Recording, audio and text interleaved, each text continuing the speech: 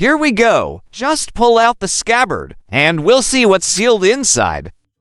A WWI sword style trench lighter. Looking at its rusty state, it's impossible to light it now. So in this video, we'll follow an expert lighter restorer, V-Flat, for this perfect restoration. According to him, it slept in dirt for 110 years. It's also an extremely rare Austrian Richard brand creative art lighter. Of course, compared to their other art, its design is quite tame. After all, this brand made carp and pig-shaped lighters. Now, after disassembling it, he uses hydrogen peroxide and citrate to mix a custom rust remover. Using weak acid and oxidizer for this potion isn't a traditional rust remover. It's a mild brass cleaner. Just soak for 5 to 10 minutes to derust these parts. As an acidic remover, even a weak one, after finishing, he uses baking soda to neutralize it, to prevent further corrosion. As the rust is removed, cracks appear on the scabbard. We can also vaguely see the AK logo. Before the next step, he uses 240 grit sandpaper to fully sand the scabbard shell. This removes surface flaws and leftover plating. He also uses a rotary tool to sand the cracks. The purpose is to create a welding surface for a better contact area. Then apply flux and use a soldering iron to fix the cracks. Next, he sands off excess solder, and for future electroplating, polishes it thoroughly. Why polish before plating? As we've mentioned many times, to get a more uniform, dense and shiny metal coating. Also, before plating, electrolytic degreasing is needed. Bubbles will form on the surface to perfectly peel off the dirt. Seeing this blue liquid, we know copper plating is next. Adding an air pump to the electrolyte uses rolling bubbles to keep the liquid moving, improving transfer efficiency. Besides that, these rolling bubbles have a hidden function, preventing hydrogen adhesion, avoiding embrittlement. But you can turn the bubbles down slightly for better results. Despite the earlier sanding, the surface still has invisible defects. These become obvious after plating and polishing. The copper shows defects in patch areas. To ensure uniform texture, he plates it with copper again, followed by polishing.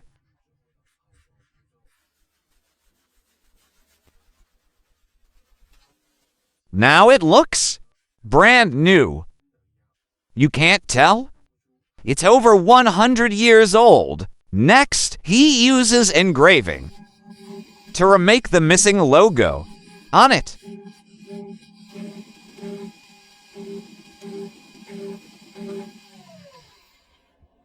So far, The scabbard isn't done yet.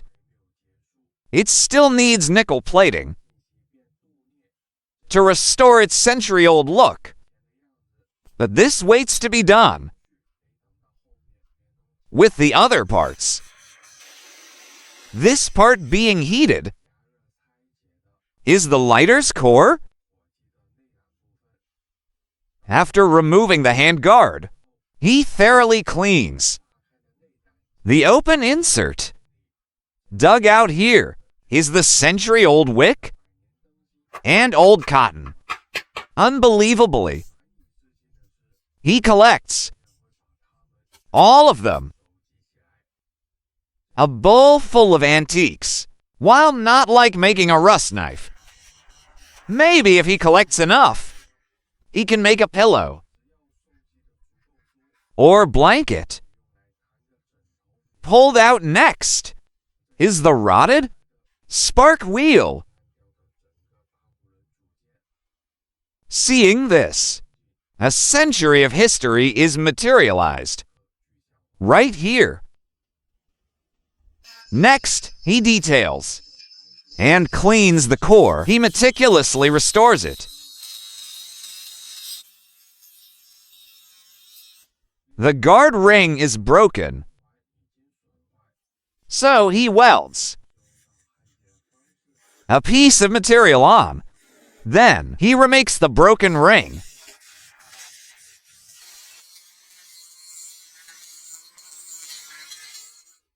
With the new ring, he applies flux to weld the guard and core together.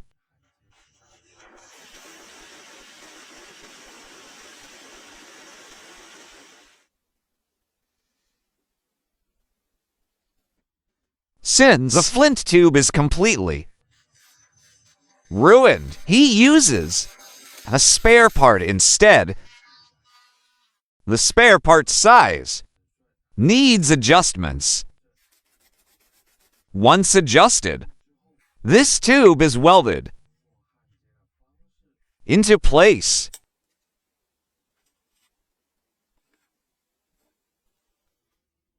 The tube end sticks out to hold the solder better.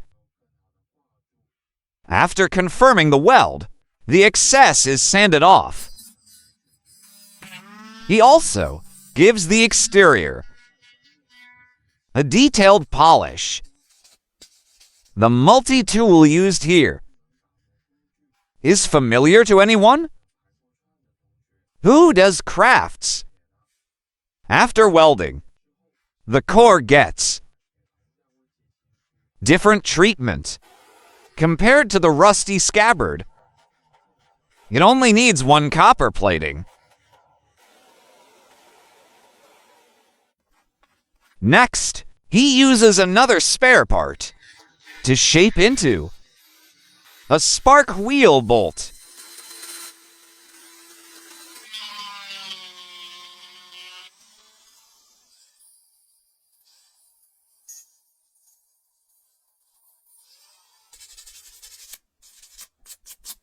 With the bolt ready, he shapes a matching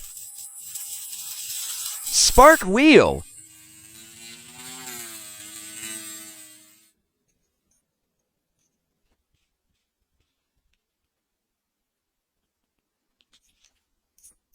With the spark wheel done, the bottom spring screw is also arranged.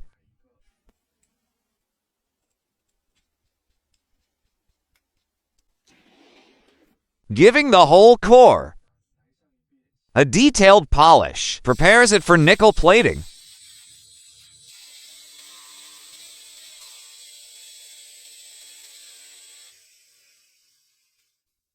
The last part to process is the handle for the fuel tank cap. Looking at its style, doesn't it feel more like a dagger handle? But seeing the scabbard, I felt it looked like a sword. We must unite mind and action. Truly believe it is a sword. Who says a sword handle can't look like this? Now, all parts are processed, it's time for the final nickel plating step.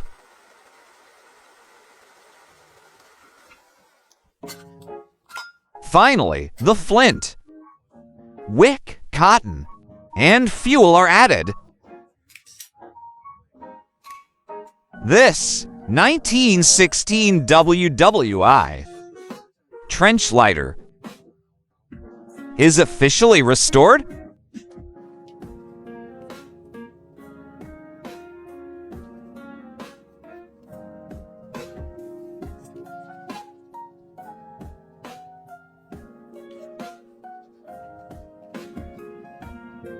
Let's follow the camera to see the before and after.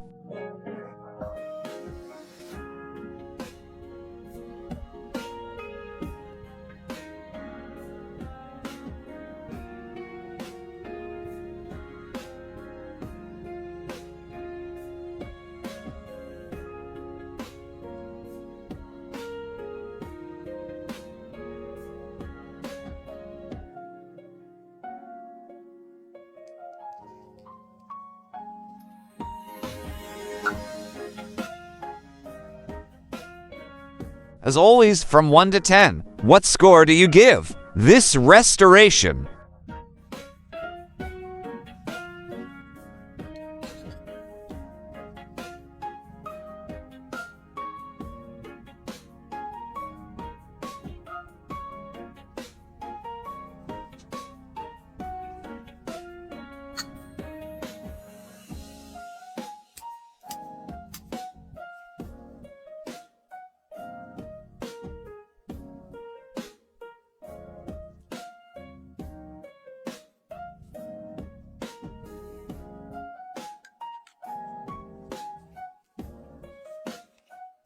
That's it for this video. Thanks for watching. Happy times fly by fast. Time to say goodbye. Once again, thanks for visiting the channel. Bye-bye.